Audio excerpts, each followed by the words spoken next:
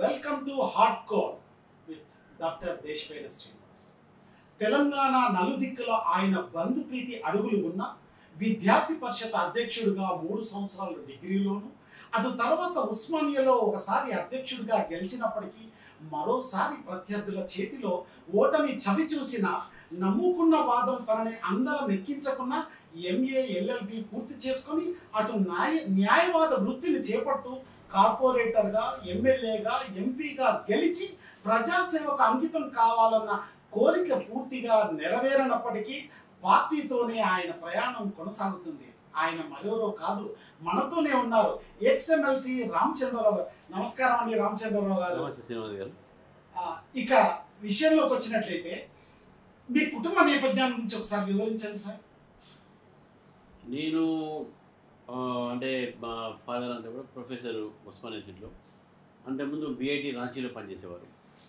BIT రాంచీలో పనిచేసే సమయంలో మేమంతా అక్కడే స్కూలింగ్, అంతా రాంచీ, ఇప్పుడు జార్ఖండ్, అప్పుడు బీహార్లో ఉండే కేంద్రీయ విద్యాలయంలో అక్కడ చదువుకున్నాం. మా తర్వాత హైదరాబాద్కు మా ఫాదర్ ఉస్మానియా యూనివర్సిటీ ప్రొఫెసర్గా వచ్చారు, ఇక్కడ డీన్గా రిటైర్ అయ్యారు. మేము మొత్తం 5 అన్నదమ్ములం, చెల్లెళ్ళు అంతా కలిసి. నేను ఇంట్లో పెద్ద, నేను అడ్వకేట్ని. నా తర్వాత సిస్టరు, ఆమె హౌస్ వైఫ్, వాళ్ళ హస్బెండ్ బ్యాంక్ మేనేజర్ ఉండే సెంట్రల్ బ్యాంక్లో, ఇప్పుడు లేని వాళ్ళు ఎక్స్పైర్ అయ్యారు. తర్వాత మా సిస్టర్, ఇంకో సిస్టర్ ఉంది, ఇంకో బ్రదర్. తర్వాత ఆ బ్రదర్ ఎన్ఐటి వరంగల్ డైరెక్టర్ ఉండే, ఇప్పుడు ఎన్ఐటి రాయ్పూర్ డైరెక్టర్. ఇంతకుముందు జేఎన్టీయూలో ప్రిన్సిపల్ రిజిస్టర్గా పనిచేశారు. అదేవిధంగా ఇప్పుడు మా తర్వాత మా సిస్టర్ ఉంది, గైనకాలజిస్ట్, ఆమె డాక్టర్ పద్మావతి గారని. ఆమె మన సికింద్రాబాద్లో లీడింగ్ గైనకాలజిస్ట్, మన బసంత్ సాని హాస్పిటల్లో పనిచేస్తారు. లాస్ట్ ఒక బ్రదర్ ఉన్నాడు, ఆయన ఎంబీఏ చేసి ఇక్కడ నిజాం కాలేజ్ స్టూడెంట్ ఉండే, ఇక్కడ ఇప్పుడు అమెరికాలో సెటిల్ అయి ఉన్నాడు. అక్కడే సిటిజన్షిప్ తీసుకుని వాళ్ళ ఇద్దరు పిల్లలు అక్కడే వాళ్ళు సెటిల్ అయి ఉన్నారు.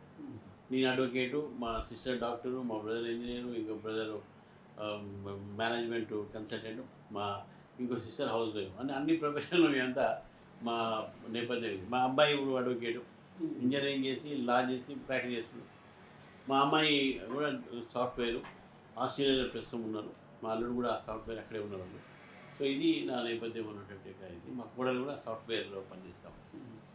సార్, ఇక్కడ ఒక వ్యక్తిని, ఆ వ్యక్తి శక్తిగా మారినటువంటి వ్యక్తిని రాజకీయ సమాధి చేసేందుకు కుట్ర జరుగుతుందా, లేకపోతే ప్రపంచ ప్రజల ఆరాధ్య దైవమైనటువంటి వెంకటేశ్వర స్వామిని పేరు చెప్పి లడ్డూ మీద జరుగుతున్న వివాదాన్ని మీరు సమర్థిస్తారా? అంటే చంద్రబాబు, పవన్ గారు చేసినటువంటి వ్యాఖ్యలు మీరు సమర్థిస్తారా, లేదా సుప్రీంకోర్టు వేసినటువంటి కమిటీని గౌరవిస్తారా? ఒకసారి వివరించండి సార్. ఒకటి, లడ్డూ విషయంలో అక్కడ అడల్ట్రేషన్ జరిగింది, కల్తీ నెయ్యి వాడారు అనే ఒక అభియోగం వచ్చింది. ఆ అభియోగం వచ్చినప్పుడు ప్రజలు కూడా తెలవాల్సిన అవసరం ఉన్నదని నేను భావిస్తాను. ఎందుకంటే this is the age of information, మనం రైట్ టు ఇన్ఫర్మేషన్ అని పెట్టుకున్నాం. సో కాబట్టి నా దృష్టిలో సుప్రీంకోర్టు ఏ ఒక విషయంలో వాళ్ళు కామెంట్ చేశారో నాకు కేసు ఆర్గ్యుమెంట్ అప్పుడు తెలియదు. కానీ చంద్రబాబు నాయుడు గారు కానీ పవన్ కళ్యాణ్ గారు కానీ ఇద్దరు కూడా లడ్డూ విషయంలో ఎక్కడ కూడా వారు నాకైతే ఏదో తప్పు చేసినట్టు అనిపించట్లేదు. ప్రజలకు వాస్తవం తెలవాలి. ఇక్కడ అడల్టరేటెడ్ ఆయిల్ వాడారు, అందులో ఎనిమల్ ఫ్యాట్స్ వచ్చినాయి, వాళ్ళు రిజెక్ట్ చేశారా లేదా అనే విషయం తర్వాత. కానీ అటువంటి ఒక పరిస్థితి జరిగినట్టే కదా. ఇప్పుడు అడల్టరేటెడ్ ఘీ వస్తే మీరు రిజెక్ట్ చేశామన్నారు, మీరు ఎన్ని బ్యాచ్లు రిజెక్ట్ చేశారు, ఎన్ని బ్యాచ్లు వాడారు, అది తెలవాల్సిన అవసరం ఉంది. ఇన్వెస్టిగేషన్ చేయాలి. సరే, సుప్రీంకోర్టు తన కోర్టు ముందు వచ్చినటువంటి వాదన ప్రకారం మీరు మీడియాకు పోయేది లేకుండే, మీకు ఎట్లా తెలిసి ఏం ప్రశ్న చేసినప్పుడు కూడా ఏది ఉన్నా దర్యాప్తు చేయాల్సి ఉంది, దర్యాప్తు సంస్థలు చేయాలి. కాబట్టి నేను పవన్ కళ్యాణ్ గారు స్పష్టమైన విషయం చెప్పారు. ఇలా హిందూ బ్యాషింగ్ నడుస్తుంది ప్రపంచవ్యాప్తంగా, హిందుత్వం మీద అటాక్ జరుగుతుంది. ఎవరు కూడా వేరే మతం మీద మాట్లాడితే ఎవరు మాట్లాడరు, కానీ హిందూ మతం మీద చాలా అటాక్స్ జరుగుతూ ఉంటాయి అన్ని రకాలైన. సో పవన్ కళ్యాణ్ ఆయన దేవుడు నమ్ముతాడా లేడా, ఆయన ఆలోచన ఎట్లుంటుంది ఏంది అనేది మనకు సంబంధం లేదు. ఇక్కడ ఆయన ఒక మాట్లాడే మాట ఏంది, ఒక సమాజంలో ఒక మతానికి అతను చాలా స్పష్టంగా ఒక మన మత విద్వేషం తేలే. ఎక్కడ ఒక మతానికి అన్యాయం జరుగుతుంది, ఒక మతం మీద అటాక్స్ చేస్తూ ఉన్నారు, అన్ని మతాలను గౌరవిస్తాం కానీ మన మతాలను మనం గౌరవించాలి కదా అనే మాట మాట్లాడాడు. సో అది అప్రిషియేట్ చేయాల్సిన విషయం ఉంది. సుప్రీంకోర్టు ఇచ్చినటువంటి కామెంటు అది ఇన్వెస్టిగేషన్ విషయంలో అయినొచ్చు. ఇన్వెస్టిగేషన్ ఇప్పుడు సిట్ కానీ దేనికైనా సిబిఐ కానీ ఇస్తే బాగుంటుందని చెప్పేసి కూడా మేము భావిస్తూ ఉన్నాం. మా బండి సంజయ్ గారు సిబిఐకి ఏమని చెప్పారు. ఇది ఇన్వెస్టిగేషన్ ఉన్నటువంటి విషయం. సో కాబట్టి ఓవరాల్గా మనం చూస్తే డెఫినెట్గా ఎక్కడో చోట తప్పు జరిగింది. ఈ తప్పు ప్రజలకు తెలవాల్సిన అవసరం ఉందని చెప్పి నేను భావిస్తాను. కానీ ఇక్కడ ఒక విషయం సార్, పూర్తిగా ఇస్తే పూర్తిగా సిబిఐకి ఇవ్వకుండా స్టేట్ ఏసీబీ నుంచి ఆ సిట్ నుంచి ఒక ఇద్దరిని ఏర్పాటు చేయడం, సిబిఐ నుంచి ఒక ఇద్దరిని ఏర్పాటు చేయడం, దాని తర్వాత ఎఫ్ఎస్ఎస్ ఏఐ నుంచి ఒకరిని ఏర్పాటు చేయడం, దీన్ని ఎట్లా చూస్తారు అసలు? ఇప్పుడు అది ఇన్వెస్టిగేషన్ ఏ విధంగా చేయాలని ప్రభుత్వం ప్రెరోగేటివ్. నేను వీళ్ళకే ఇవ్వాలి. ఇప్పుడు మీరు డిమాండ్ చేయొచ్చు సిబిఐకి, ఎందుకంటే మల్టీ స్టేట్స్ సంబంధించినటువంటి ఇన్వాల్వ్మెంట్ ఉంది. ఒక ఆంధ్ర, తెలంగాణ, గుజరాత్, రాజస్థాన్ ఇట్లా కొన్ని ఉన్నాయి అట్లా. సో కాబట్టి ఎప్పుడైతే ఇంటర్ స్టేట్ ఇన్వాల్వ్మెంట్ ఉంటుందో సిబిఐకి ఇస్తే అప్పుడు ఇన్వెస్టిగేషన్ సరిగ్గా జరుగుతుందని చెప్పేసి మా భావన. చంద్రబాబు నాయుడు గారు అక్కడ వాళ్ళ స్టేట్ గవర్నమెంట్లో వాళ్ళు ఏ విధంగా ఇన్వెస్టిగేట్ చేయాలనేది వాళ్ళు బీజేపీ పార్టీ ఆంధ్రప్రదేశ్లో ఆ డిమాండ్ ఎందుకు చేయట్లేదు అసలు?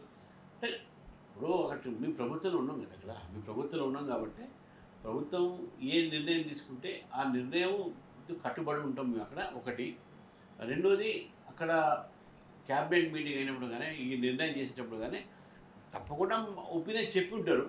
అక్కడ ఉన్నటువంటి ఒక మెజారిటీ క్యాబినెట్ సభ్యులు కానీ లేకుంటే అక్కడ ఉన్నటువంటి ప్రభుత్వంలో అధికారులు కానీ ముందు ఈ ఇన్వెస్టిగేషన్ కానివ్వండి, సిబిఐ అవసరం పడినప్పుడు చూద్దాంలే అనే ఆలోచనలు చేసి ఉంటారు. కానీ సిబిఐ దర్యాప్తుకు రేపు రాబోయే రోజులు ఒకవేళ జరిగితే ఆ ప్రభుత్వం వ్యతిరేకిస్తుందని నేను అనుకోవట్లేదు. సార్, ఈ మధ్య జరిగినటువంటి ఎంపీ ఎన్నికలలో బీజేపీ పార్టీని కాదు కానీ ఒక వ్యక్తిని మీరు టార్గెట్ చేశారన్నటువంటి అపవాదం మీ మీద ఉంది. దాన్ని ఎలా ఎదుర్కొన్నారు సార్ మీరు? అంటే ఇప్పుడు ఇక్కడ ఒక వ్యక్తి, మేమైతే బీజేపీ పార్లమెంట్ ఎన్నికల్లో మేము 17 సీట్లు పోటీ చేసినాము, 8 సీట్లు గెలిచినాము. మాకు ఒకే వ్యక్తి మీద మేము ఇది మా ముందు పెట్టుకున్నాం ప్రచారం కోసము. అది నరేంద్ర మోదీ గారు. నరేంద్ర మోదీ గారి ఒక పాలసీస్ మీద, వారి కరిష్మా మీద మేము గెలిచినాము. మేము వేరే ఎవరిని అటాక్ చేయలేదు. కానీ ప్రత్యేకంగా మల్కాజిగిరి నియోజకవర్గంలో మీరు పార్టీని కాకుండా వ్యక్తిని టార్గెట్ చేసినట్టు అపవాదం మీ మీదకి పడింది. అది నిజమా అబద్ధమా తెలియదు. మీరు ఓపెన్ అవుతే తప్ప అసలు ఎవరికి, ప్రపంచ ప్రజలకు ఎవరికి కూడా ఆ విషయం తెలియదు. ఆ అపవాదం మీరు ఎట్లా ఎదుర్కొన్నారు అందరు అడుగుతుంటే మిమ్మల్ని? అంటే అక్కడ వ్యక్తి అనేది మా క్యాండిడేట్ గెలిచాడు, మేము గెలిపించినాము. నేనే ఇన్ఛార్జ్ ఉండే కదా, నేనే ఇన్ఛార్జ్ ఉండే. పార్టీలో 10 మంది అడిగారు, నేనైతే అడగలే. 10 మంది అడిగిండొచ్చు. పార్టీ ఒకరికి టికెట్ ఇస్తుంది. అది ఎందుకు ఇచ్చింది, ఏ కారణం వల్ల ఇచ్చింది అంటే పార్టీ నిర్ణయం ప్రకారం చేశారు. అందరు కష్టపడారు, కార్యకర్తలు కష్టపడ్డారు. మోదీ వేవ్ ఉంది, ప్రజలు మాతో ఉన్నారు. బ్రహ్మాండ మెజార్టీని గెలిపించాము. గెలిపించిన తర్వాత ప్రజలు తిరుగుతున్నాడు, ప్రజా సమస్య మీద పట్టించుకుంటున్నాడు. ఇక్కడ ఎక్కడ కూడా ఒక వ్యక్తిని మేము టార్గెట్ చేసిన, మేము చెప్తుండేదంటే మేము పార్టీని కూడా టార్గెట్ చేయలేము. ఓన్లీ మేము గెలవాలనే గెలుపుతోనే మేము ముందుకు పోయినాం. కానీ ఎవరిని కూడా ఏ ఎలక్షన్స్లో ఏ కాన్ఫరెన్స్ని కూడా మేము ఇన్క్లూడింగ్ మల్కాజిగిరి ఎవరిని కూడా వ్యక్తిగతంగా మేము టార్గెట్ చేయలేదు, ఇన్క్లూడింగ్ అవర్ క్యాండిడేట్. చాలా క్లియర్గా విషయాన్ని తేటతెల్లం చేశారు. ఇంకొక విషయం సార్, హిందూ మతానికి ప్రతీకలుగా చెప్పుకునేటువంటి మీరు ఓ క్రిస్టియన్ మతానికి చెందినటువంటి వ్యక్తితో మీ సహచర్యం కొనసాగుతుంది, అంటే బ్రదర్ అనిల్తో సహచర్యం, అది ఎలా ఉంటుంది సార్? ఇప్పుడు నా బ్రదర్ అనిల్తో సహచర్యం ఎట్లా నాకైతే తెలియదు. అది ఎక్కడ ఆంధ్రాలో ఉండొచ్చు. కానీ నేనైతే ఒకటి చెప్తున్నాను, భారతీయ జనతా పార్టీ కానీ మేము కానీ ఇంక్లూడింగ్ ఆర్ఎస్ఎస్ మేము ఒక మతానికి వ్యతిరేకం కాదు. మా మతాన్ని, మా సంస్కృతిని మేము కాపాడుకుంటాం. ఇది దేశంలో బహుబలమైనటువంటి ఒక బహుసంఖ్యలో ఒక మెజారిటీ ఉన్నటువంటి ఒక హిందుత్వం, దీన్ని కాపాడుకోవాలి. కన్వర్జన్స్ జరగవద్దు బలవంతంగా. అదేవిధంగా అన్ని మతాలు సామరస్యంగా ఉండాలి అనే భావనతో ఉన్నది బీజేపీ. మీరు ఒకసారి గోవా పోతే ఈరోజు గోవాలో క్యాథలిక్స్ బీజేపీతో ఉన్నారు. నీకు ఇంకో విచిత్రం చెప్తాను, ఇంత మణిపూర్ మాట్లాడుతున్నారు కదా, నార్త్ ఈస్ట్లో మొత్తం ఉన్నటువంటి ఒక 7 స్టేట్స్లో కూడా ఏది కూడా హిందూ మెజారిటీ స్టేట్ లేదు ఎక్సెప్ట్ మణిపూర్. అండ్ మీరు Arunachal Pradesh 100% Buddhist, today BJP. Nagaland 100% Christians. It is NDA again BJP. Mizoram 90% Christians. It is again with NDA and BJP. ఒకప్పుడు ఆ ఏరియాలో బీజేపీని రాకూడదు, ఆర్ఎస్ఎస్ రాకూడదు అనే పరిస్థితిలో ఈరోజు క్రిస్టియన్ స్టేట్స్లో BJP is ruling. Christians are BJP were together now in many states. కేరళలో కూడా చాలా క్రిస్టియన్స్ కమ్యూనిటీ ఈరోజు బీజేపీతో ఉన్నారు. ముఖ్యంగా క్యాథలిక్స్, మలంకర, ఈ సిరియన్స్, వీళ్ళందరూ కూడా బీజేపీతో చాలా వరకు మా క్యాండిడేట్లు ఉన్నారు. మొన్ననే మా ఫిషరీస్ మినిస్టర్ జార్జ్ కురియన్ గారు వరంగల్ అవన్నీ కూడా టూర్ చేసి వచ్చారు. సో బీజేపీ యాజ్ ఇట్ ఈస్గా మా మీద ఏదైతే చిత్రిస్తున్నారు, మేము ఆ మతానికి వ్యతిరేకం, ఈ మతం వ్యతిరేకం, wrong. We are not against any religion. సరే, రెండో portion Anil, I know him very well. అతను ఒక బ్రాహ్మణ్ కుటుంబంలో తర్వాత కన్వర్ట్ అయ్యాడు. సరే, అది వాళ్ళ ఫాదర్ నాకు బాగా దగ్గర, ఈయన కూడా నాకు అనేక సార్లు వాళ్ళ బ్రదర్స్ అంతా, వాళ్ళ ఫ్యామిలీ అంతా నాకు చాలా దగ్గర. కానీ ఎప్పుడు కూడా మేము పొలిటికల్గా అనిల్ని కానీ మేము వాడినట్టు కానీ, అనిల్ మా దగ్గరికి రావడం కానీ, లేకుంటే అనిల్ వైఫ్ షర్మిల గారు కూడా బీజేపీ చెప్పిన కలిసినట్టు కానీ ఎక్కడ లేదు. ఇది something it is news for me which I can mean. అంటే నేను అసలు నాకు ఇది ఊహించలేను. బహుశా ఆంధ్ర సైడ్ ఇటువంటి ఏదైనా ప్రచారంలో ఉన్నదో నాకు తెలియదు. కానీ తెలంగాణలో absolutely we have no relation with these parties and these people. ఆంధ్రాలో కూడా లేదని పూర్తిగా నమ్ముతున్నాను. మీ ఇన్ఫర్మేషన్ ఎక్కడి నుంచి వచ్చిందో నాకైతే తెలియదు. సార్, భారతదేశం అంతటా కూడా బీజేపీ వ్యాప్తి చెందాలన్నటువంటి కోరిక బీజేపీ శ్రేణుల్లో ఉన్నమాట వాస్తవం. అయితే ఇక్కడ ఒక అంశాన్ని చూసినట్లయితే మొన్న జరిగిన ఎన్నికల్లో 400 వరకు మేము వస్తామని చెప్పిన నరేంద్ర మోదీ గారి ఆలోచన కాస్త తగ్గి 245 పడిపోయింది. అయితే అట్లాగే తెలంగాణలో కూడా బీజేపీ పార్టీని ఉధృతంగా చేయాలంటే ఒక ఆలోచన మీలో మిగిలింది. ఆ నేపథ్యంలోనే మీరు ఇప్పుడు క్యాంపెయిన్ చేస్తున్నారు, ఇది మెంబర్షిప్ క్యాంపెయిన్. అయితే తెలంగాణ బీజేపీలో ఎన్ని గ్రూపులు ఉన్నాయి? మీరు ఏ గ్రూప్లో ముందుకు వెళ్తున్నారు? ఒకటి, మేము 400 సీట్లు గెలవాలి అనేది కరెక్టే. 400 చాప్కి బార్ 400 పార్. ప్రతి ఎలక్షన్స్లో కార్యకర్తలను కానీ, సింపథైజర్స్ని కానీ, సపోర్టర్స్ని కానీ ఉత్సాహపరచడానికి ఒక స్లోగన్ ఉంది. యుద్ధంలో ఒకవేళ ఓడిపోతున్నా కూడా క్యాప్టెన్ ఎప్పుడు కూడా మనం ఓడిపోతున్నాం లెటర్స్ గో బ్యాక్ అలా ముందుకు పోతుంటుంది సైన్యం. ఏ సైన్యం ఓడిపోయే సైన్యం కూడా ముందుకు పోతుంది. ఇది మనం గుర్తుపెట్టి, ఇది ఒక యుద్ధం. ఒకటి డెమోక్రసీలో ఎలక్షన్స్ యుద్ధం, ఓట్ల యుద్ధం. ఇందులో మాకు 10 సంవత్సరాలు మాది అయిపోయింది. ఇంకా డెఫినెట్గా యాంటీ ఇన్కంబెన్సీ కొద్దిగా ఉంటుంది. అన్ని వర్గాలను మేము సాటిస్ఫై చేయలేము. ఏదో ఒక వర్గం డిస్సాటిస్ఫై ఉంటుంది. దీనికి 2 కారణాలు ఉన్నాయి. ఒకటి, అపోజిషన్ యూనిటీ ఫస్ట్ టైం మరేదో ఇండియా అలయన్స్ కింద చూపెట్టుకున్నాం, కన్సాలిడేట్ అయింది. గతంలో ఇంత అపోజిషన్ యూనిటీ లేదు. రెండోది, మైనారిటీస్కు ఇతర కొంతమంది సెక్షన్స్కు అబద్ధాల ప్రచారాలు చేశారు బీజేపీ మీద. మీరు ఇంతకుముందు అడిగిన ప్రశ్న టైప్లో వాళ్ళు కూడా కొంత ప్రచారం చేశారు. బీజేపీ వీళ్ళకి వ్యతిరేకం, బీజేపీ రిజర్వేషన్ రద్దు చేస్తుంది, లేకుంటే బీజేపీ సార్ మీ సహచర్యాన్ని తెలుసుకోవడానికి ప్రయత్నం చేస్తుంది తప్పించి మిమ్మల్ని ఇబ్బంది పెట్టే మాత్రం కూడా కాదు. కాదు మీరు చెప్పిన వాడు మీరైతే ప్రశ్న అడిగారు అది చాలా మంది ఉన్నది, అది అనుమానం. నేను అనేది అట్లా మిమ్మల్ని నేను అడిగినది కాదనేది. మొత్తం ఇది అంటే ప్రజల్లో చాలామందికి ఈ అనుమానం పెట్టారు. ఈ అనుమానాన్ని తొలగించాలనే బాధ్యత మాదే కదా. సో అందుకని ఇదంతా ప్రజలు నమ్మారు కొంతమంది. అందుకే బీఆర్కే న్యూస్ ఛానల్ మీకు ఒక వేదికను ఏర్పాటు చేసి ఉన్నటువంటి ప్రోగ్రామ్ ద్వారా మీ ఆలోచన సరళిని ప్రజలకు తెలియపరచినందుకే ఈ ప్రశ్న ఉత్పన్నం. ఎగ్జాక్ట్లీ, నేను thankful to you for the question. అందుకే అంటున్నాను. దాంట్లో నేను నెగటివ్ కాన్సెప్ట్ కాదు, ఈవెన్ రైట్ పాజిటివ్లో అడుగుతున్నాను. ఇది వచ్చేవరకు ఏమైంది, ఒక consolidation of the minority votes. ఇంతకుముందు కొంతమంది ముస్లిమ్స్ మాకు వేసేది 30% వేసేది, ఈసారి 10% వేసారు. ఇంతకుముందు మాకు క్రిస్టియన్స్ 80% వేసేది, ఈసారి 60% వేసి ఉండొచ్చు. ఈ విధంగా consolidation of opposition votes, then consolidation of the minority votes. ఇది తర్వాత సెలెక్షన్ ఆఫ్ ది క్యాండిడేట్స్ కొన్ని చోట క్యాండిడేట్ మీద ఉన్నటువంటి యాంటీ ఇన్కంబెన్సీ, వీటన్నిటి కూడా తీసుకుంటే మాకు సీట్లు తగిన మాట వాస్తవము. మనం గుర్తుపెట్టుకోవాలి, 10 సంవత్సరాలు ఒక పరిపాలన చేసిన తర్వాత చేసి నో ఫ్రీబీస్, నీ ఫ్రీ అది ఇస్తాం ఫ్రీ ఇది ఇస్తాం చెప్పకుండా ప్రజలకు చేసిన సేవలు ఈరోజు నరేంద్ర మోదీ గారి మీద నమ్మకం పెట్టుకొని మూడోసారి చేశారు. మేమేదైతే ఎందుకు ఓడిపోయినామో మేము దాని మీద సమీక్ష చేసినాము. డెఫినెట్గా దాన్ని తీర్చిదిద్దుకుంటాం. మేము నెక్స్ట్ టైము మేము ఈ యొక్క 240 కాదు, డెఫినెట్గా ఇంకా 100 సీట్లు ఎక్కువనే వస్తాయి. మీ విశ్లేషణలో ఎటువంటి అంశాలు బయటకు వచ్చాయి? మా విషయాలు చాలా ఉన్నాయి. మేము కూడా నేను చెప్పాను ఇంతకుముందు క్యాండిడేటు కొన్ని ప్లేసెస్లో యాంటీ ఇన్కంబెన్సీ ఉన్నది, మార్చాల్సిన అవసరం ఉండే. మాకు దూరమైనటువంటి వర్గాలను దగ్గర తీసే ప్రయత్నం మేము చేస్తున్నాం. రెండో విషయం మీరు వచ్చినప్పుడు తెలంగాణలో బలపడుతున్నాం, బలపడినాము. 8 సీట్లు వచ్చినాయి ఎమ్మెల్యే అంటే గతంలో మాకు ఫస్ట్ టైం తెలంగాణలో హయ్యెస్ట్ 8 సీట్లు. గతంలో మాకు 119 పోటీ చేస్తే దాదాపు ఓన్లీ 6-7 డిపాజిట్ వచ్చింది, మిగతా అన్ని మేము ఓడిపోయాం. డిపాజిట్ కూడా రాలే. కానీ ఈసారి మా డిపాజిట్ వచ్చే సంగతి మీకు చెప్తాను. డిపాజిట్ దాదాపు 80% డిపాజిట్ మాకు వచ్చింది. చాలా చోట మేము సెకండ్ ప్లేస్లో ఉన్నాం.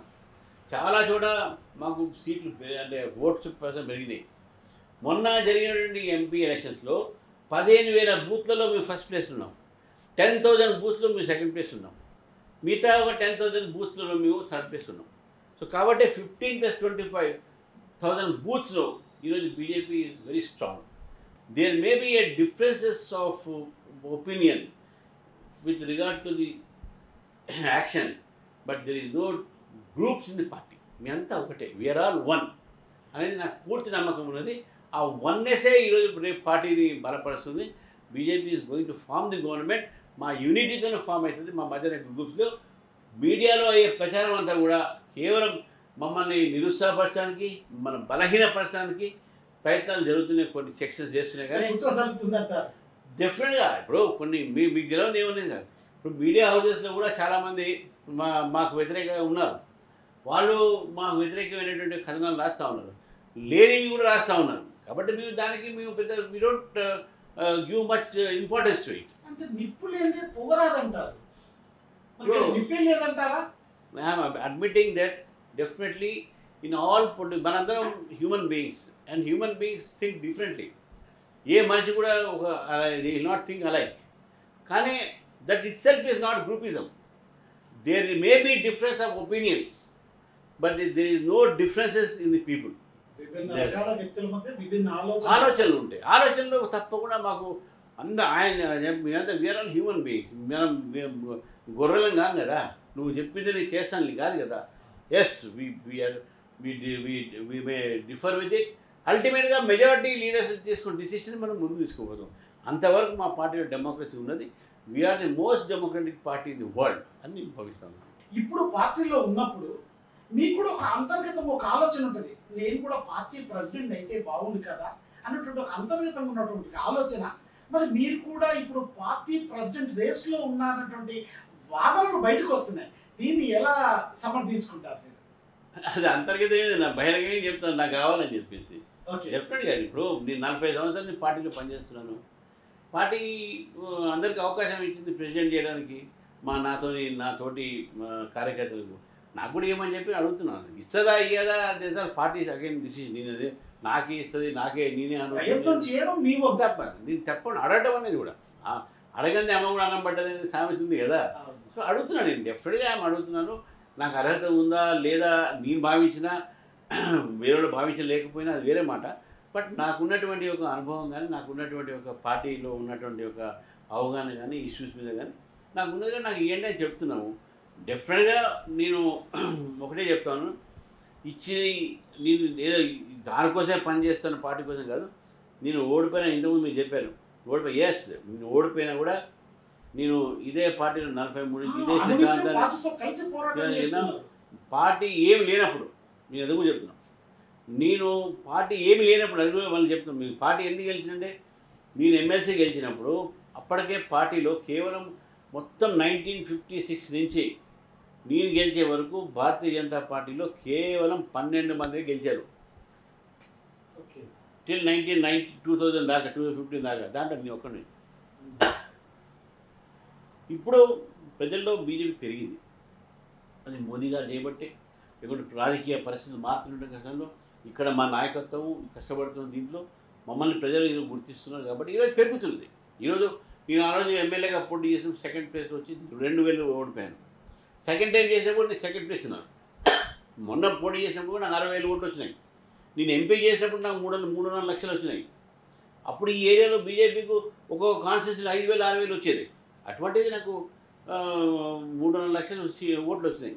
ఇప్పుడు మోదీ గారి ప్రభావం చేపట్టి మొత్తం తెలంగాణలోనే ఒక 3 లక్షలు 2 లక్షల ఓట్లతో గెలిచినట్టు సీట్లు ఉన్నాయి. నేరోలో ఓడిపోయినవి ఉన్నాయి, నేరోలో గెలిచినవి ఉన్నాయి. కానీ ఇప్పుడు మీరు ఇప్పుడు చెప్పినటువంటి మాటల ద్వారా పార్టీని విస్తరించే క్రమంలో కాంగ్రెస్ నుంచి టీఆర్ఎస్ నుంచి చేర్చుకున్నటువంటి వ్యక్తులు వాళ్ళు ఎట్లా ఫీల్ అవుతున్నారంటే ఇది మాది సొంతం అనేటువంటి ఓన్ చేసుకొని తిరుగుతున్నారు. వాళ్ళు పార్టీ కోసం కష్టం. కానీ బీజేపీలో ఉన్న వాళ్ళే పార్టీని ఓన్ చేసుకోకుండా దూరం అవుతున్నటువంటి క్షణాన్ని మనం చూస్తున్నాం. దాన్ని ఎట్లా మీరు చూస్తారు? అట్లా లేదండి, అది అట్లేమి లేదు. ఎవరికైనా ఫీలింగ్ ఉంటే ఉండొచ్చు. ఇప్పుడు టికెట్ రాని పక్షంలో కొత్త వాళ్ళకి ఇస్తే టికెట్ నాకు ఇవ్వలేదు, నాకు ఇస్తే బాగుంటుండే ఫీలింగ్ ఉంటే ఉండొచ్చు. అండ్ పాలిటిక్స్లో తప్పదు.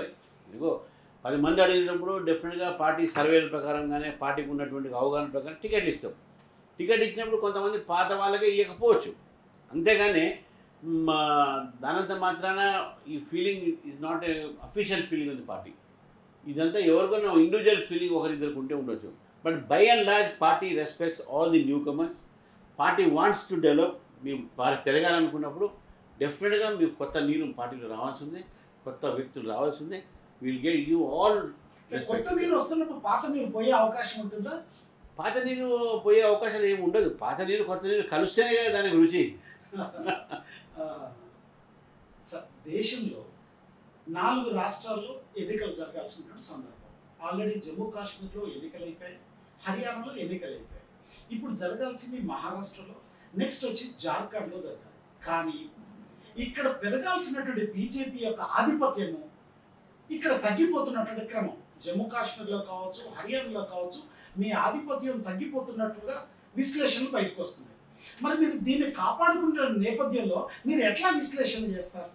ఒక్కటి, మేము ఎలక్షన్స్ ఇంకా కౌంటింగ్ ఉన్నది. నా ఒక పర్సనల్ ఫీలింగ్ ఏంటంటే ఫస్ట్ నుంచి కూడా మీరు కాశ్మీర్లో కూడా గతంలో కాశ్మీర్ వ్యాలీలో మాకు ఎప్పుడు కూడా సీట్లు రాలే. మాకు వచ్చిన సీట్లు జమ్మూలో.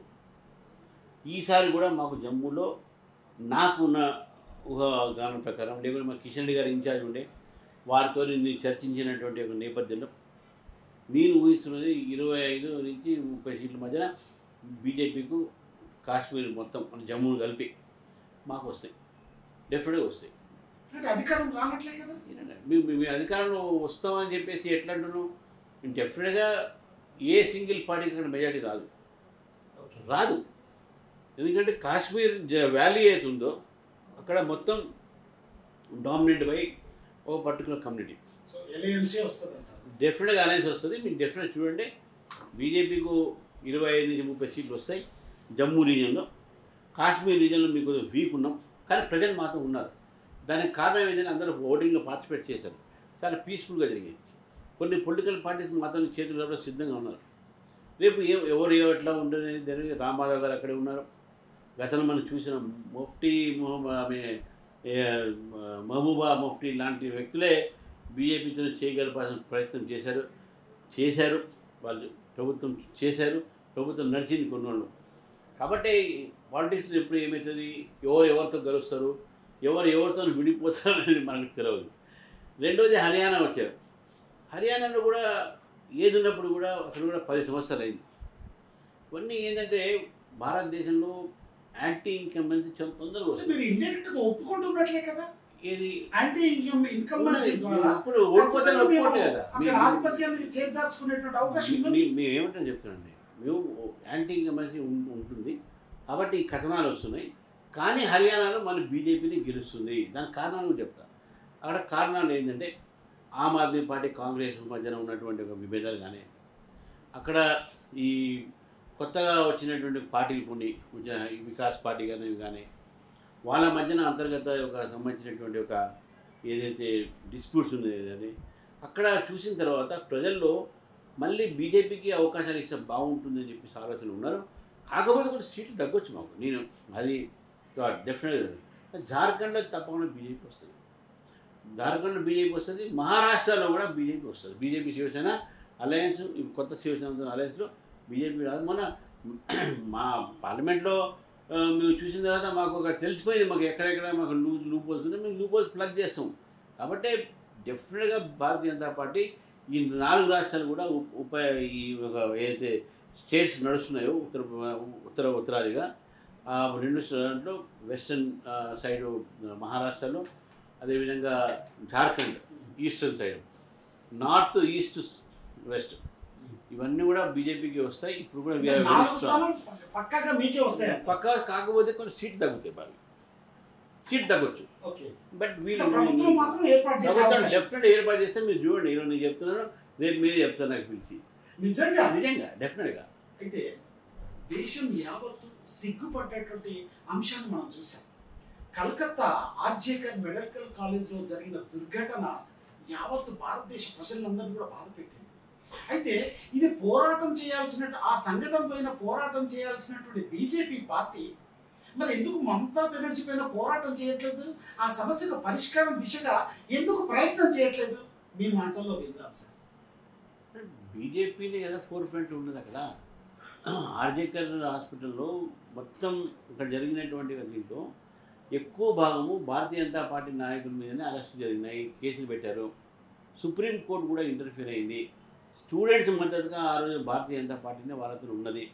ఒక అపోజిషన్, మెయిన్ అపోజిషన్ పార్టీగా బీజేపీ మాత్రమే ఆ రోజు టీఎంసీ ప్రభుత్వం వ్యతిరేకంగా ఫైట్ చేసినాము. అంతేకాకుండా ఆర్జేకర్ సంబంధించిన దాంట్లో ఏ విధంగా పోలీసులు కానీ ప్రభుత్వం కానీ ఆ ఫ్యామిలీ కుటుంబాన్ని ఏ విధంగా కొనాలని ప్రయత్నం చేసినాం, అది కూడా బయటికి పెట్టింది మేమే. సుప్రీంకోర్టులో కూడా మేము ప్రభుత్వానికి వ్యతిరేకంగా, టీఎంసీ ప్రభుత్వానికి వ్యతిరేకంగా ఫైట్ చేసింది మేమే. అక్కడ మొత్తం ఆర్జేకర్ సంబంధించిన మొత్తం అయితే ఒకటి. దాని తర్వాత సుప్రీంకోర్టు పోయిన తర్వాత సుప్రీంకోర్టు కొన్ని సూచనలు చేసినాయి, ఇన్వెస్టిగేషన్ చేయమని చెప్పింది. మేము అడిగినట్టు అది సిబిఐ ఇన్వెస్టిగేషన్కు కూడా అది కావడం జరిగింది. అది కరెక్ట్గా ఇన్వెస్టిగేషన్ చేసిన తర్వాత దాంట్లో టీఎంసీ ప్రభుత్వం ప్రజలకు, అక్కడ ఉన్న విద్యార్థులకు లొంగి, బీజేపీ చేసినటువంటి ఉద్యమానికి లొంగి వాళ్ళు కూడా ఎంక్వైరీ చేసి వాళ్ళు కూడా కొంతమంది సస్పెండ్ చేయడం జరిగింది. బీజేపీ ఎప్పుడు కూడా ఆర్జేకర్ కానీ అటువంటి ఇన్సిడెంట్కి బీజేపీ ఎప్పుడు కూడా వ్యతిరేకించింది, పోరాడింది. మేము దీంట్లో వెనక ఉన్నాం అని చెప్పేసి అది రాంగ్. అది మేము దీంట్లో ముందే ఉన్నాము. సస్పెన్షన్లతో సమస్యకు పరిష్కారం వస్తుందా, లేదా సమస్యకు పరిష్కారం దిశగా ప్రభుత్వాలు ప్రయత్నం చేయాలా? ప్రభుత్వం అంటే ఇప్పుడు ఆమె ఒక ఉత్తర్వు తీసుకొచ్చింది వెస్ట్ బెంగాల్, ఇక్కడ సిబిఐ రావద్దని. మా సెంట్రల్ ఫోర్సెస్ పోతేనో వాళ్ళని అరెస్ట్ చేసింది, హెరాస్ చేస్తుంది. ఉమెన్ కమిషన్ ఇక్కడికి పోయారు, హ్యూమన్ రైట్స్ కమిషన్ పోయారు, వాళ్ళకు ఎటువంటి ఒక సపోర్ట్ లేదు. ప్రభుత్వం, కేంద్ర ప్రభుత్వంగా మా ప్రయత్నము జస్టిస్ జరగాలి, అమ్మాయికు అభయ ఆమెకు జరగాలి అనేటువంటి ఆలోచన భారతీయ జనతా పార్టీ ప్రభుత్వానికి ఉన్నప్పటికీ కూడా టీఎంసీ ప్రభుత్వం అక్కడ ప్రతిసారి కూడా ఆ ఒక జస్టిస్ వాళ్ళ వరకు చేరకుండా చేసి ప్రయత్నం చేసింది టీఎంసీ ప్రభుత్వం. మమతా బెనర్జీ ఒక స్త్రీ అయినప్పుడు కూడా, ఒక మహిళ అయినప్పుడు కూడా మా ప్రయత్నంలో మాకు కోఆపరేట్ చేయకపోవటము, తర్వాత అక్కడ దోషులకు సపోర్ట్ చేయడం అనేది మమతా బెనర్జీ యొక్క తప్పుదం. అది భారతీయ జనతా పార్టీ ప్రభుత్వం ఒక ప్రజలతో నించున్నది, ఆ అభయతో నించుంది, అభయ కుటుంబంతో నించుంది, డాక్టర్లతో నించుంది, డాక్టర్లకు మొత్తం దేశవ్యాప్తంగా కూడా సపోర్ట్ చేసిందంటే అది భారతీయ జనతా పార్టీ. సార్, ఇక్కడ ఢిల్లీ పోలీస్ యాక్ట్ ద్వారా సిబిఐ వేరే రాష్ట్రంలోకి ఎంటర్ కాకూడదు అన్నటువంటి సందర్భాలను ఉపయోగించుకొని రాష్ట్రాలు మా స్టేట్లోకి సిబిఐ ఎంటర్ కాకూడదు అన్నటువంటి ఒక విషయాన్ని కేంద్రానికి తెలియజెప్తున్నాయి. మరి కేంద్ర ప్రభుత్వము నేరుగా రాష్ట్రాల్లోకి సిబిఐ ఎంటర్ కావచ్చు అన్నటువంటి ఒక చట్టాన్ని ఎందుకు తీసుకురాలేకపోతుంది? సిబిఐ అనేది ఒక సెంట్రల్ ఇన్వెస్టిగేటింగ్ ఏజెన్సీ. ఇది కూడా ఒక చట్టం కింద వచ్చినటువంటి ఒక ఏజెన్సీ. ఇది పిఎంఓ, ఢిల్లీ పోలీస్ పిఎంఓ కింద కంట్రోల్ ఉంటుంది. ఇది దేశవ్యాప్తంగా ఎక్కడ కూడా దర్యాప్తు చేయొచ్చు. అయితే ఇదేంటంటే దీంట్లో ఉన్నటువంటి కొన్ని స్టేట్స్కు మాకు సిబిఐ రావాలి, వాళ్ళు సిబిఐ రావద్దన్నారు. సిబిఐ రావాలంటే రెండు మెథడ్స్. ఒకటి, they must allow CBI to come. రెండోది పర్మిషన్ ఇవ్వాలి. రెండోది కోర్టు. ఫర్ ఎగ్జాంపుల్ మొన్న మధ్య టీఆర్ఎస్ ప్రభుత్వం ఉన్నప్పుడు ఒక జియో తీసుకొచ్చింది, ఏంటంటే ఇక్కడ సిబిఐ ఎంక్వైరీ రావడానికి వీలు లేదని. ఎందుకంటే వాళ్ళు భయపడ్డారు, వాళ్ళ అవినీతి ఎక్కడ ఇదవుతుంది. కానీ మనం ఏమైంది మేము కోర్టులో చేసేసినాం ఏది ఓటుకు మన ఇది ఎమ్మెల్యే ఆరా కేసులో ఎమ్మెల్యే సంబంధించిన కొనుగోలు కేసు అయింది. అట్లాగే మీరు అలయన్స్ ఉన్నటువంటి టీడీపీ కూడా ఆంధ్రప్రదేశ్ రాష్ట్రంలో కూడా తీసుకొచ్చింది. అప్పుడు మా అలయన్స్ పోయింది. అప్పటికి అంటే అలయన్స్ ఉంటేనేమో కలిసిపోతారు, అలయన్స్ లేకపోతేనేమో శత్రుత్వాన్ని ప్రకటిస్తారా? అది రాజకీయాల్లో ఇంతకుముందు చెప్పాను కదా, పర్మనెంట్ ఫ్రెండ్స్ పర్మనెంట్ ఫోయిస్ అనేది ఉండదు దీనికి. సో కాబట్టి ఇది మనం అది వేరే సబ్జెక్ట్, మన సబ్జెక్ట్ మనం. కానీ సిబిఐ విషయం వచ్చే వరకు ఏమైందంటే కోర్టు అయినా పర్మిషన్ ఇవ్వాలి, లేకుంటే గవర్నమెంట్ అయినా పర్మిషన్ ఇవ్వాలి. ఇది కొన్ని రాష్ట్రాలు చేసినాయి. ఫర్ ఎగ్జాంపుల్ ఢిల్లీలో చేయడానికి వీల్లేదు, కానీ కొన్ని రాష్ట్రాలు అప్పుడు చేసినాయి. కాంగ్రెస్ ప్రభుత్వాలు చేసినాయి, అదేవిధంగా అపోజిషన్లో ఉన్న కొంతమంది చేశారు. కొన్ని రాష్ట్రాలు చేయలేదు. కొన్ని రాష్ట్రాలు డైరెక్ట్గా మీరు సిబిఐకి పోవచ్చు, ఇది డైరెక్ట్ సిబిఐ పోయి ఇన్వెస్టిగేట్ చేసుకోవచ్చు. కొన్ని రాష్ట్రాలు కోర్టు పర్మిషన్ ఇవ్వాలి, కొన్ని రాష్ట్రాలు ప్రభుత్వాలు ఇన్వైట్ చేస్తాయి, కొన్ని రాష్ట్రాలు సిబిఐ రానియం అని కూడా అంటాయి. సో కాబట్టి మేము ఎవరి మీద ఫోర్స్ చేయలేము. తమిళనాడు మన వెస్ట్ బెంగాల్లో జరిగిన ఇన్సిడెంట్కు Mamata Banerjee never invited CBI. సుప్రీంకోర్టే కదా దాని తర్వాత తీసుకున్నటువంటి నిర్ణయం మళ్ళీ. సో కాబట్టి అది చట్టాలు మన దేశంలో చట్టాలు. ఎందుకంటే డెమోక్రసీలో ఫెడరలిజం అనేది కూడా మనకి ఇంపార్టెంట్ కదా. ఆ ఫెడరల్ స్పిరిట్ని దృష్టిలో పెట్టుకొని ఇటువంటి ఒక చట్టాలు వచ్చినాయి, ఇటువంటి ఒక ఇవి ఉంటే మనం ఎవరిని కూడా ఫోర్స్ చేయలేము. Centre cannot force anyone. Courts ద్వారా మనం తీసుకొని పోవచ్చు. అది అందుకని ఇది ఆ ఫెడరల్ స్పిరిట్తో వచ్చినటువంటి ఒక ఇవన్నీ రిజల్ట్స్. అందుకనే దీన్ని కూడా రెస్పెక్ట్ చేయాలి. ఎవరైనా ఆంధ్రప్రదేశ్ గవర్నమెంట్ మాకు సిబిఐ ఇన్వెస్టిగేషన్ అవసరం లేదు జియో తీసుకొస్తే అరే మీ ఇష్టం, మాకు అవసరం లేదు. ఒకవేళ కోర్టు చెప్తే మేము వస్తాం, లేక మీరు పిలిస్తే మేము వస్తాం.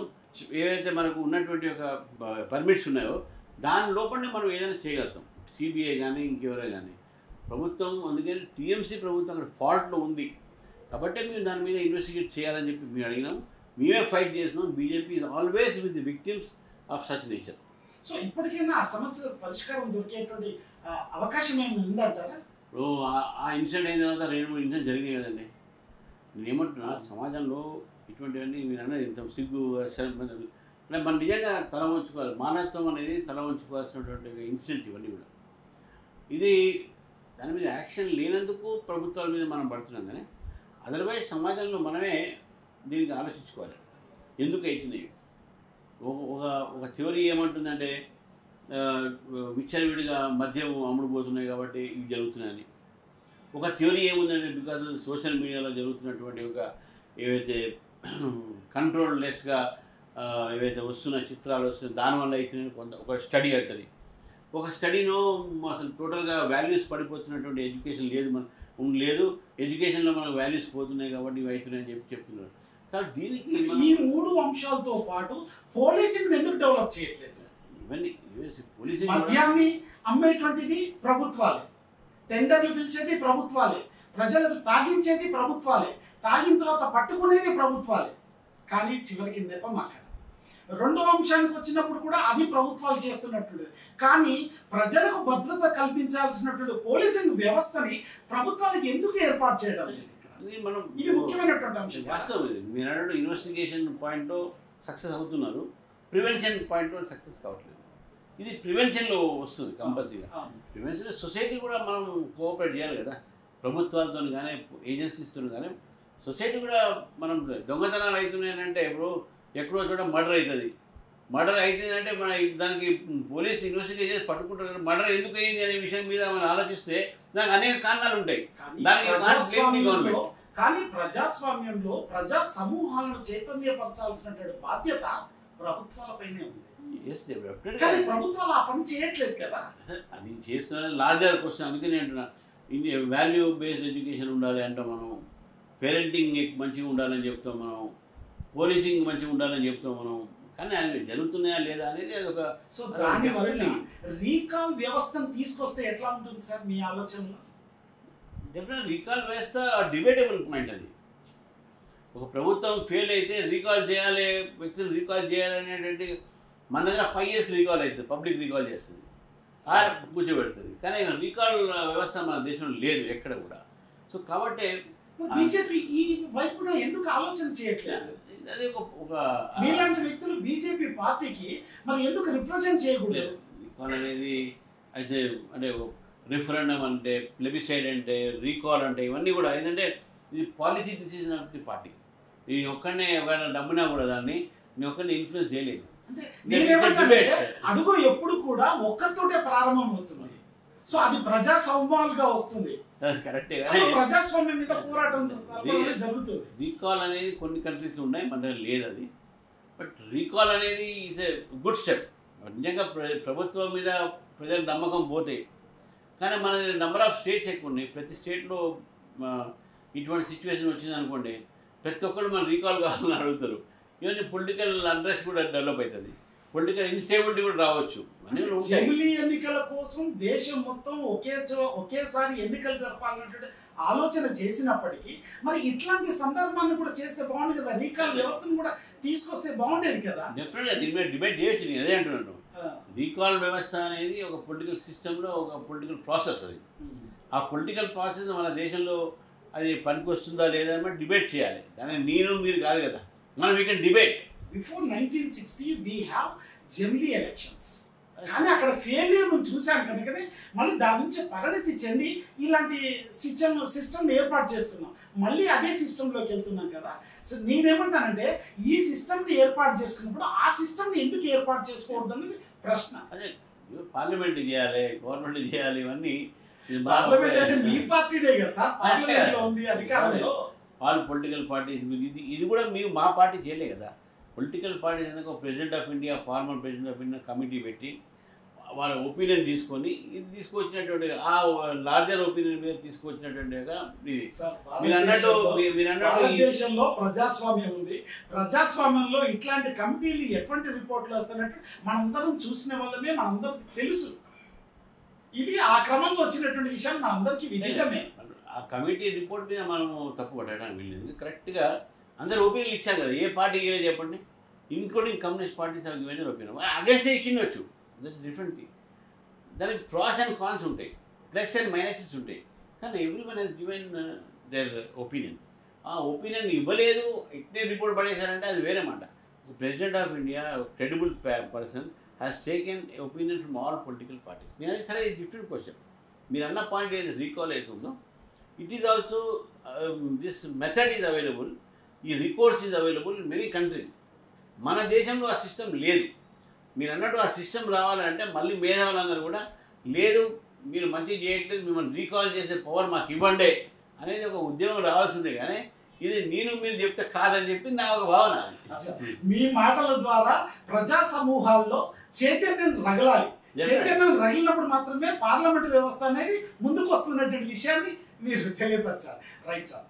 దేశానికి ఆర్థిక సంపత్తినిస్తున్నటువంటి పట్టణాలు 4-5 ఉన్నాయి.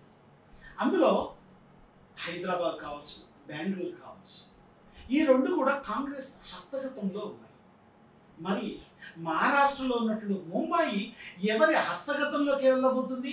కమలంలో ఆ కమలం అక్కడ వికసించబోతుందా, లేదా అక్కడ హస్తగతం కాబోతుందా?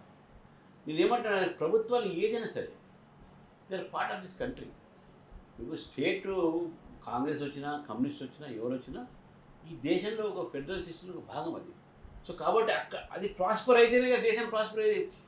If India has to prosper, every state has to prosper. ఒక గుజరాత్, ఒక హైదరాబాద్ ప్రాస్పర్ అయితే ఇండియా డెవలప్ కాదు.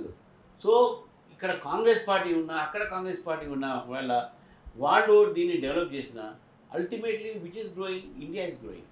So we must welcome they. Political parties ఏది ఉన్నాయి ఏ స్టేట్లో కూడా ఆ స్టేట్ని డెవలప్ చేసి, సరే పొలిటికల్ రికోర్సెస్ ఉంటాయి, పొలిటికల్ డిబేట్స్ ఉంటాయి, పొలిటికల్ క్రిటిసిజం ఉంటుంది. బట్ ఈ ఎకనామిక్స్ అనేది అవుతుంది, మన ఎకానమీ ఏది ఉందో ఇది అందరిది. ఇక కాంగ్రెస్ పార్టీ కాదు, బీజేపీ కాదు. ఒక స్టేట్ డెవలప్ అయితే కంట్రీ డెవలప్ అయినట్టే. సో ఇది కాంపిటేటివ్ స్పిరిట్లో అన్నీ కూడా డెవలప్ కావాలనేది కోరిక, అంతేగాని ఇవి వాళ్ళ చేతిలో పోతుంది, మా చేతిలో రాదు అనే విషయం కాదు. ఇక్కడ ఇదంతా దేశం చేతిలోనే ఉంటుంది. దేశమే మన దేశము. అన్ని రాష్ట్రాలు డెవలప్ కావాలి, అన్ని పట్టణాలు డెవలప్ కావాలనేది నా ఒక ఇది కోరిక. సార్, ఒక సమస్య వచ్చినప్పుడు ఆ సమస్యకు పరిష్కారాన్ని కనుగొనాలంటే 360 డిగ్రీ యాంగిల్లో విశ్లేషణ చేస్తాము. విశ్లేషణ చేసినప్పుడు పరిష్కారం వస్తుంది, అంటే ఒక ఎక్స్పీరియన్స్, ఒక అనుభవం వస్తుంది. అట్లాగే విద్యార్థి ఉద్యమాల్లో మీరు మంచి అనుభవాన్ని గడించారు, అక్కడ విజయాన్ని సాధించారు. అలాగే కార్పొరేటర్గా, ఎమ్మెల్యేగా, ఎంపీగా మీరు ప్రజాసేవ చేయాలనుకున్నప్పుడు కూడా ఆ అవకాశం మీకు దక్కలేదు. సో దాని నుంచి ఎటువంటి అనుభవాన్ని మీరు గడించారు? ఒకటేనండి, మనము we should not bother about result. మనం ప్రయత్నం చేసినాము, అప్పుడున్న పరిస్థితుల్లో మనము ముందుకు రాలేకపోయినాం, కానీ వెనక్కు పోలే. అది కూడా గుర్తుపెట్టుకోవాలి. మనం అదే పంతంతో, అదే దారి మీద, అదే నమ్మకంతో ముందుకు పోతున్నాం. ఈ గెలుపు ఓటమి కాదు సార్. నేను ఓడిపోయిన ప్రతిసారి I have made a foundation for my party. నా పార్టీ ఎక్కడైతే వీక్ ఉందో నేను అక్కడ పోయి I made a good presence. Great initiative. That is what I feel. So I don't mind whether I win or lose. నేను ఓడిపోయిన తర్వాత ఇమీడియట్గా నా అపోనెంట్స్ కలిసాను sir. I congratulate them. Even today they are good friends of mind. Vani garu నా మీద గెలిచారు, నా మంచి రిలేషన్స్ ఉన్నాయి. నాగేశ్వర్ నా మీద గెలిచాడు, రాజశేఖర్ ఇప్పుడు ఎమ్మెల్యే గెలిచాడు నా మీద. బట్ నాకు have very good relation with every one. నేను ఎవ్వరి, but because I fought for a cause, I fought for an ideology. See for example I tell you, నేను మల్కాజ్గిరిలో ఫస్ట్ టైం నేను పోటీ చేయక ముందు మాకు 10,000 వచ్చినప్పుడు, నేను చేసినప్పుడు 74,000 వచ్చింది. పెరిగిందా లేదా పార్టీ? నేను ఇంతకుముందు నేను ఎమ్మెల్సీగా చేసినప్పుడు పార్టీ 4th ప్లేస్లో ఉండే. నేను చేసినప్పుడల్లా ఓన్లీ 100 votes ఓడిపోయినా ఫస్ట్ టైం. సెకండ్ టైం మళ్ళీ గెలిచిన బ్రహ్మాండంగా. థర్డ్ టైం కూడా నేరోలో ఓడిపోయాను నేను. బట్ ఎవ్రీ టైం ఒక second I was recognised with people. Yes you are the leader అనేది మనకు సెకండ్ వచ్చాను కదా. నన్ను రిజెక్ట్ చేయలేదు కదా, టోటల్ రిజెక్ట్ చేయలేదు కదా. సో ఎంపీగా చేశాను. ఎంపీగా గతంలో 1,00,000 ఓట్లు మాకు వచ్చినాయి. నేను చేసిన 3-4 లక్షల ఓట్లు వచ్చినాయి. I got more votes party కదా. నా ఆలోచన అది. బీజేపీలో ఎంతమంది గెలిచారు, ఎంతమంది ఓడిపోతున్నారు అనిపిస్తే, ఎంతమంది ఎన్ని ఓట్లు వచ్చినా లెక్క తీస్తే I'm successful politician as well as BJP's కదా. సార్, హైదరాబాదు కాపాడింది చెరువులు, కుంటలు, తూర్లు. అంటే దాదాపు 390 చెరువులు ఉన్నటువంటి హైదరాబాదు పట్టణంలో ఇప్పుడు కేవలం ఒక 50 చెరువులు మాత్రమే కనిపిస్తున్నాయి. అవి కూడా పూర్తి స్థాయి కబ్జాలతో ఉన్నటువంటి. ఈ సందర్భంలో మన ప్రాంతాన్ని కాపాడుకోవాల్సినటువంటి బాధ్యత మనపై ఉందని ప్రభుత్వం ఒక అడుగు ముందుకేసింది. ఆ నేపథ్యంలోనే హైడ్రా అనేటువంటి ఉద్భవించింది. హైడ్రా చేస్తున్నటువంటి పనులని మీరు సమర్థిస్తారా, వ్యతిరేకిస్తారా? వ్యతిరేకిస్తే ఎందుకు, ఏమిటి ఆకారం? ఒకటండి, Hydraa is an extension of GO 111. మీరు గుర్తుపెట్టుకోవాలి. సుప్రీంకోర్టు ఇచ్చినటువంటి ఒక ఉత్తర్వు మీద, ఆర్డర్ మీద ఈ 111 జియో ఆ రోజు రాజశేఖర్ తీసుకొచ్చింది. చెరువులు, నదులు కాపాడుతున్న బాధ్యత మనది. మనదంటే మనకన్నా ముందు జనరేషన్ దాన్ని పట్టించుకోలేదు. రాబోయే జనరేషన్కి మనం మంచి వాతావరణం ఇవ్వాలి, పర్యావరణం ఇవ్వాలి. అది మన బాధ్యత. మన పూర్వీకులు పట్టించుకోలేదు కొంతమంది. వాళ్ళ వల్ల ఈరోజు హైదరాబాద్ సఫర్ అవుతుంది. రాబోయే తరానికి ఇవ్వాలి. కానీ దానికి పద్ధతి ఉంటుంది. There is a law called law of nature. ఈ లా ఆఫ్ నేచర్తో పాటు లా కూడా ఏముంటుందంటే law principles of natural justice. Principles of natural జస్టిస్లో మొట్టమొదటి ప్రిన్సిపల్ ఏంటంటే అదర్ సైడ్కి ఒక అవకాశం ఇవ్వాలి. నీ ఇల్లును ఎందుకు కూలగొట్టకూడదు అనే అవకాశం ఇవ్వాలి, ఒక షోకాస్ నోటీస్ ఇవ్వాలి. ఇవన్నీ కూడా నోటీసులు లేకుండా వచ్చేసి గుడ్లో పెట్టి కూలగొట్టడంలో అసలు ఉందా లేదా అనేది ఫస్ట్ చూడాల్సిన బాధ్యత ఎవరిది? ఎవరైతే హైడ్రా పేరు మీద కూలగొడుతుందో వాళ్ళు చేయాలి. ఇది ఫస్ట్. సరే, కొంతమంది కోర్టు పోయినో లేదా వేరే వాళ్ళు. సెకండ్ క్వశ్చన్, మీరు ఇల్లు కట్టుకున్నారు, ఆ ఇల్లు నిర్మాణం చేసారు, సరే బఫర్ జోన్లో ఉందా, ఎఫ్టీఎల్ మీద ఉందా అనేది వాళ్ళకు మున్సిపల్ నెంబర్ ఎవరు ఇచ్చారండి? అది కాదు. వాళ్ళకు కరెంట్ ఎవరు ఇచ్చారండి? వాళ్ళ ఓటర్ లిస్ట్లో పేరు ఎవరు ఇచ్చారండి? వాళ్ళ రేషన్ కార్డు ఎవరు ఇచ్చారండి? వాళ్ళు యాక్షన్ ఫస్ట్ ఎవరి మీద తీసుకోవాలి? డెఫినెట్గా అధికారుల మీద. అధికారులు తీసుకోవాలి. సో బ్యాంకులు లోన్ ఇచ్చినాయి అంటే మీరు ఇండైరెక్ట్ గా యాక్సెప్ట్ చేస్తుంది గత ప్రభుత్వం యొక్క అవినీతి వల్లనే ఈ ఇట్లాంటి సమస్య ఉత్పన్నమైందంట. ఒక ప్రభుత్వం కాదు కదా సార్, 3-4 ప్రభుత్వాలు వచ్చినాయి కదా గతంలో. టీడీపీ ఉండే, టీఆర్ఎస్ ఉండే, కాంగ్రెస్ ఉండే, ఇప్పుడు మళ్ళీ కాంగ్రెస్ వచ్చింది. నేను అది కాదు అనేది. నేనేమంటున్నా అంటే బాధ్యత అనేది మీకు ఇది పబ్లిక్ ఒక అవేర్నెస్ వస్తుంది. ఈరోజు మూసి క్లీన్ చేయమని ఎవరు అపోజ్ చేయరు. మూసి క్లీన్ చేయండి. That doesn't mean that you should clean the people they. మీరు దేర్ ఆర్ మోడర్న్ టెక్నిక్స్ ఉన్నాయి. ఫస్ట్ కోర్టు కూడా ఏమంటుంది, నువ్వు వాళ్ళకి ఆల్టర్నేటివ్ చూపెట్టి ఎవిక్ట్ చేయి. యూ డోంట్ చేద్దాం ఆల్టర్నేటివ్, మేము డబుల్ బెడ్రూమ్ ఇస్తా అంటారు. ఎన్ని ఉన్నాయండి డబుల్ బెడ్రూమ్ మన దగ్గర? You show. ప్రధానమంత్రి ఆవాస్ యోజన కింద డబుల్ బెడ్రూమ్ ఇస్తా అంటున్నారు. ప్రధానమంత్రి ఆవాస్ యోజన మొత్తం ఫండ్స్ డైవర్ట్ చేసింది బీఆర్ఎస్ ప్రభుత్వం. ఎన్ని డబుల్ బెడ్రూమ్ కట్టారు చెప్పండి? మూసీ పక్కన ఉన్న వాళ్ళంతా కూడా 1,00,000 మంది ఉంటే ఇక్కడ 10,000 లేవు డబుల్ బెడ్రూమ్. 10,00,000 మందికి ఎట్లా ఇస్తారు డబుల్ బెడ్రూమ్? ముందు కట్టండి మీరు. You show them an alternative and then you take action. Hydraa కూడా అదే విషయం చెప్తున్నాను. రాంగ్గా రైటా నేను కాదు, ఎందుకంటే ఇది పాలసీ ఆఫ్ ది గవర్నమెంట్, వాళ్ళ prerogative, they can bring anything. కానీ దాని ఇంప్లిమెంటేషన్లో కూడా the principles of natural justice అనేది దాంట్లో ఇన్వాల్వ్ కావాలి. బీద వాళ్ళని మనం కాపాడాల్సిన బాధ్యత ప్రభుత్వం ఉంది. వీఆర్ లెసెస్ గవర్నమెంట్, మనకు పీపుల్స్ పబ్లిక్ వెల్ఫేర్ గవర్నమెంట్ మంది. We are not here to protect only one section, larger section of poor people. వాళ్ళని ప్రొటెక్ట్ చేయాలి. మేము అదే అంటున్నాం, ప్రొటెక్ట్ చేయాలి. 16,000 మందికి నేను డబుల్ బెడ్రూమ్ ఇల్లు కట్టిస్తాను అంటున్నారు కదా. కట్టించిన తర్వాత పంపించండి సార్. మీరు లేకపోతే ఇప్పుడు ఎన్ని ఇల్లు కట్టుకొని రోడ్ల మీద పడి ఉన్నాయి మీరు చూసారు. జవహర్ నగర్ పోతే చూస్తారు, అక్కడ all illegal activities are taking place. Indira మా పథకం కింద కట్టారు, అప్పుడు ఇందిరా వికాస్ యోజన కింద అది కట్టారు. జవహర్ నగర్లో 20 floors పెట్టి కట్టారు. Not even a single human being, అని కుక్కలు నక్కలు తిరుగుతుంది దాంట్లో. నేను అడిగాను ఎమ్మెల్సీకి ఉన్నప్పుడు council, why you are not giving that, ఎందుకు ఇవ్వట్లేదు? ముందు ఆల్టర్నేటివ్ చూపెట్టండి, పంపించండి. ఎవ్రీ వన్ మీరు just yes you have every right to support చేస్తున్నట్లే కదా. ఒకవేళ హైడ్రా ఎవరు అపోజ్ చేశారు? హైడ్రా ప్రిన్సిపల్స్ ఎవరు అపోజ్ చేశారు? ఎవరు చేయట్లేదు. We are opposing the way they are doing things.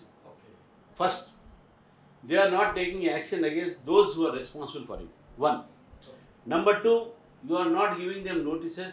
You are going with a bulldozer and demolishing it. Number three, you are demolishing the poor people's house without giving them alternative. ఈ మూడు చేయమని చెప్పండి ప్రభుత్వంతో మీకు కలిసి వస్తుంది. సో ప్రభుత్వం ఈ మూడు చేసినట్లయితే సమస్య పరిష్కారం దిశ వైపుగా డెఫినెట్లీ. మాకు క్లియర్ థాట్స్ ఉన్నాయి. We want to protect lakes, నేచర్ని ప్రొటెక్ట్ చేస్తాం. మాకైనా నేచర్ ప్రొటెక్ట్ చేసే ఎవరున్నారు sir? We want to protect the nature. We are all here responsible person. నేచర్ని ప్రొటెక్ట్ చేసే దాంట్లో కూడా ఇట్ ఈస్ ఎ వే. నువ్వు నేచర్ని డిస్ట్రాయ్ చేసిన తర్వాత నువ్వు కూలగొడితే ప్రొటెక్ట్ కాదు అది. You are neither protecting the nature, not protecting the people. You are only protecting your interest and your political interest. ఇప్పుడు ఏమవుతుంది, మీరు ఫర్ ఎగ్జాంపుల్ దానికి వస్తున్నాను నేను. ఏమైంది ఇప్పుడు ఆంధ్ర పబ్లిక్ వచ్చిన వాళ్ళని బెదిరియాలంటే అయ్యప్ప సొసైటీ మీద 2 బుల్డోజర్లు పంపించాడు. 2 రోజులు పోయింది, కథం దాని పోయిందండి. పోయిందా దాని తర్వాత? It's indirect threat to a particular community, particular section of the people. It was a threat. ఇది కూడా ఒక థ్రెటే టు సర్టన్ పీపుల్. ఇది మనం గుర్తుపెట్టుకోవాలి. You can't use your power to set particular sections of exactly. This is being used for the political purpose and to threaten the political opponents. మీరు రాజకీయ ఒక ప్రతినిధుల మీద ఇది యూజ్ చేసుకోవడానికి, వాళ్ళని బెదిరియడానికి ఇవన్నీ చేస్తున్నారు. ఇది మంచిది కాదు. బీదోళ్ళ చదువుతుంది పోవద్దంటే వాళ్ళ దగ్గరికి పోతున్నారు. మీరు ఎన్ని మాట్లాడినా ఎన్ని చేసినా కూడా చివరికి you show an alternative and move them. No one will oppose. నాకు కూడా ఉంటుంది, సాబర్మతి రివర్ బ్రహ్మాండంగా ఉన్నది, ఇక్కడ కూడా రావాలి మాకు ఉంటుంది. ఎప్పుడు మూసి వాసన చూడాలి నాకు లేదు కదా. అండ్ ఐ డోంట్ హ్యావ్ మూసి సుందరీకరణ కోసమే ప్రయత్నం చేస్తుంది. అవును, వాళ్ళకి ఆల్టర్నేట్ చేసి చూపెట్టాలంటే ఇటు చేయకూడదు కదా. నేను లండన్ పోయాను. లండన్ పోయిన థేమ్స్ రివర్ ఉంటుంది. థేమ్స్ రివర్ మీదనే బ్రహ్మాండ బిల్డింగ్ కట్టారు. అందుకనే మన హైకోర్టు అంది, మా హైకోర్టు కూలగొడతారని. ప్యాలెస్ కట్టారు థేమ్స్ రివర్ పక్కన. Then but with system for it. అక్కడ ఎవరు కూడా ఇల్లీగల్ సెటిల్మెంట్స్ లేవు. అక్కడ ఎందుకు లేవు? They were very much careful. Seine river అని ఉన్నది ఇక్కడ ఫ్రాన్స్ ప్యారిస్లో ఈఫిల్ టవర్ పక్కనే సైన్ రివర్ ఉంటుంది. దాన్ని కూడా మీరు చూసుకుంటే పెద్ద పెద్ద ప్యాలెస్ స్ట్రక్చర్స్ ఉంటే బ్రహ్మాండ structure. People have their evening parties on the river. మాకు కూడా ఉన్నది మూసి అటు ఉండాలని సెంట్రల్. ఎందుకంటే ఆల్ సిటీస్ అన్ని 99% cities in the world are either on the river bank or on the river in between. మరి కేంద్ర ప్రభుత్వం ఎందుకు ఇక్కడ ఇనిషియేటివ్ తీసుకోవట్లేదు ఇలా చేయడానికి? The state subject. We can't afford. మన మానవుతే డెఫినెట్గా విల్ బి దేర్. ఇది state subject. We can't interfere in everything కదా. See, we can't interfere in the state subject. చేసిన తర్వాత అట్లీస్ట్ గైడ్ చేయొచ్చు కదా. వాళ్ళు అడిగితే కదా సార్, అడగది ఇప్పుడు అడగది నీ పెత్తనం ఏంది అంటాడు. ఎందుకు మనకు అవన్నీ అలా మనం చూస్తున్నాం, వాళ్ళ భాషలు కూడా డిఫరెంట్గా ఉన్నాయి. అందుకని నువ్వు అడిగితే డెఫినెట్గా మీకు చెప్తాం అట్లా. సార్ ఒక నాయకుడు పాలమ్మినా అంటాడు, పూలమ్మినా అంటాడు. ఇది అర్థం కాని వింత ప్రశ్న ఏంటంటే మరి ఎట్లా అభివృద్ధి చెందారో ఇప్పటివరకు తెలియదు. కానీ రాజకీయాల్లోకి రావాలి అంటే విద్యను ఆర్జించిన వాళ్ళు ఉంటే ఆ చట్టాలను అర్థం చేసుకోగలుగుతారు, ప్రజలకు ఏం కావాలో చేయగలుగుతారు. అయితే ఇక్కడ రాజకీయాల్లోకి మరి లా చదివినటువంటి అందరు కూడా, అడ్వకేట్స్ అందరు కూడా రావడానికి వీళ్ళ ముఖ్య కారణం ఏమై ఉంటుందంటారు? ఫస్ట్ ఇప్పుడే కాదు, మొత్తం ప్రపంచంలో కూడా అడ్వకేట్లు ఎక్కువ పాటిస్తూ ఉన్నారు. ఇప్పుడు తగ్గినారు. ఇప్పుడు అంతా ఇండస్ట్రీస్లు, ల్యాండ్ స్కాలర్స్లు, ల్యాండ్ గ్రాబర్స్, బ్లాక్ మనీ వాళ్ళు ఎక్కువ మంది రాజకీయాలు ఉన్నారు. With all my due respect to the people. ఇండస్ట్రీస్లో వాళ్ళే వస్తున్నారు. ఇంతకుముందు లాయర్ ఉండే, Mahatma Gandhi was lawyer, Jawaharlal Nehru was lawyer, Sardar Patel was lawyer. మీరు ఎంతకెందుకు వాడు వాడి పేరేంది, మన Obama was a lawyer, Kamala Harris was a lawyer, and then there are many in politics in the world who are lawyers. So legal profession is a very noble profession. Public service ముందు అంటే దీని లాయర్లో కూడా doctor కూడా ఉన్నారు, they are good doctor. అంటే నేను politics ఎవరైనా రావచ్చు. Education is not a criteria. ఒక సోషల్ సర్వీస్, ఒక అండర్స్టాండింగ్ ఉంటే రావచ్చు. అంటే ఎడ్యుకేషన్ ఈజ్ నాట్ క్రైటీరియా అంటే పూలమ్మినా పాలమ్మినా అనే వ్యక్తులు కూడా వస్తారు. అప్పుడు ఎట్లా సమాజాన్ని అభివృద్ధి పరిచేది? నేను ఆ యాంగిల్ పోవట్లేదు.